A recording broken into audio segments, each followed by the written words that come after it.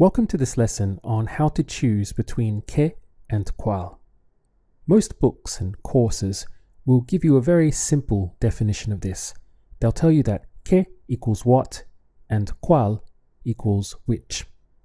This can also be extended that que can equal what one and cuál can also stand for which one. Now, these definitions do actually work quite well most of the time. For example, what is it? ¿Qué es? Which is it? ¿Cuál es? What do you want? ¿Qué quieres? Which one do you want? ¿Cuál quieres? So up to now, everything is working perfectly well. But I'd like you to look at the following examples. What is your name? Here we have ¿Cuál es tu nombre? So instead of que, which you might expect following the rule that we've been given, instead Spanish has gone in the complete opposite direction and used cuál. What's the answer? ¿Cuál es la respuesta? What's his phone number? ¿Cuál es su número? What's the problem? ¿Cuál es el problema? So, as you can see, this rule of having que equaling what and cuál equaling which will actually break. Because sometimes what in English is translated into cuál in Spanish. What I'll show you now is what to do about this. Whenever you see what is, you're going to have to ask yourself a question. Am I looking for a definition or an answer? If you're looking for a definition, you will use que es. However, if you're looking for an answer, you will use cuál es. I'll show you what I mean now with some examples. Here we have what is the subjunctive. In this question, it's clear that I'm asking for a definition of this word. This word here, what is it? I'm looking for an explanation, a definition of this. So I have what is coupled with the fact that I'm looking for a definition. So this would be ¿Qué es el subjuntivo? Another example could be what is a fideicomiso?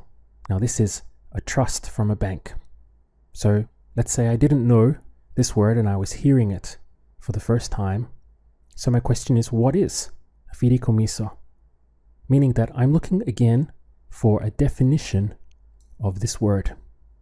So I would go with ¿Qué es un fideicomiso? Now, sometimes I'm not looking for a definition in a question. I'm simply looking for an answer. For example, what is your name? I'm not looking for the definition of the word name here. I'm not looking for any definition of anything. I'm simply requesting or looking for an answer. This is why I would go into ¿Cuál es tu nombre? Another one might be what's the point? So here we have a what is, but again, I'm not looking for a definition. I'm simply looking for an answer. So Spanish would go into ¿Cuál es el punto? What is the problem? ¿Cuál es el problema? So, in summary, most of the time, the rule that you're given works. Que will equal what, and cuál will equal which. But, whenever you come across this specific combination of what is, now you have to stop and make a decision between que es and cuál es. It'll be ¿Qué es if you're looking for a definition, cuál es if you're looking for an answer. The rest of the time, you can simply translate literally from English to Spanish. So, for example, what dress are you going to buy? ¿Qué vestido vas a comprar? Which dress are you going to buy? ¿Cuál vestido vas a comprar? How would you ask this one? What size is it? ¿Qué tamaño es? Notice here that I don't have a what is, I simply have a what size. It's only when you have what is that you need to pause and make that decision of, are you looking for a definition or are you simply looking for an answer? Now here I don't have to worry about any of that because what size is it? ¿Qué tamaño es? What about this one? What time is it? ¿Qué hora es? Which one do you like? ¿Cuál te gusta? What do you need? ¿Qué necesitas? Which one do you need? ¿Cuál necesitas? Which bag is yours? ¿Cuál bolsa es la tuya?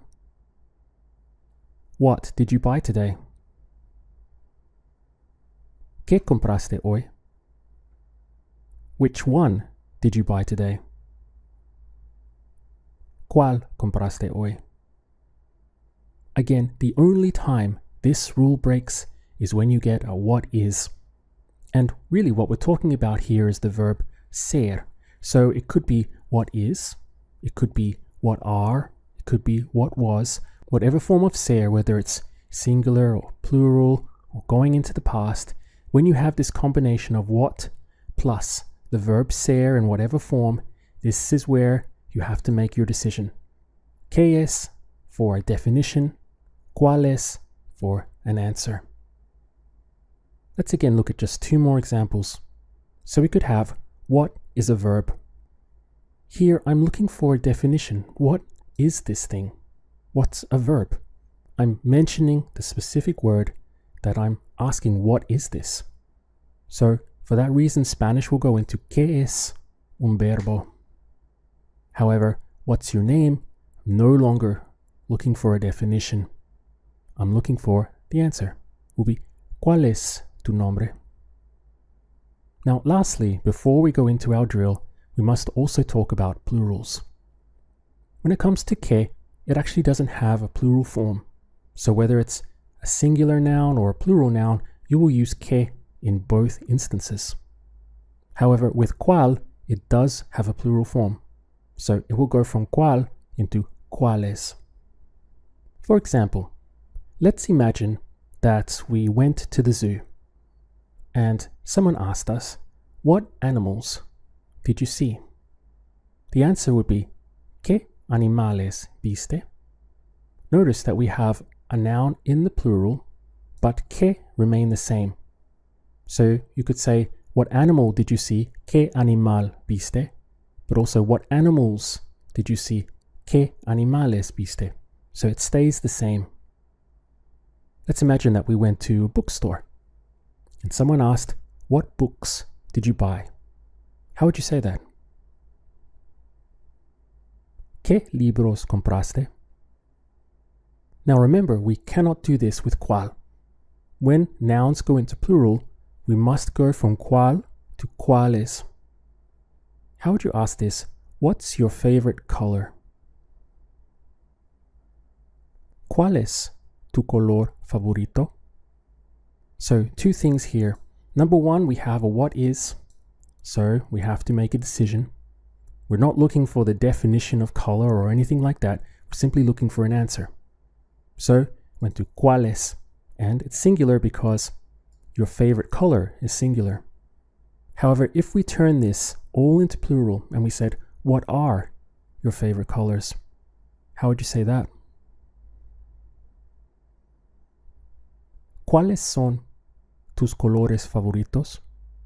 So here we have what are, cuáles son, or which are your favorite colors. Let's try another example. What's your favorite song? How would you say that?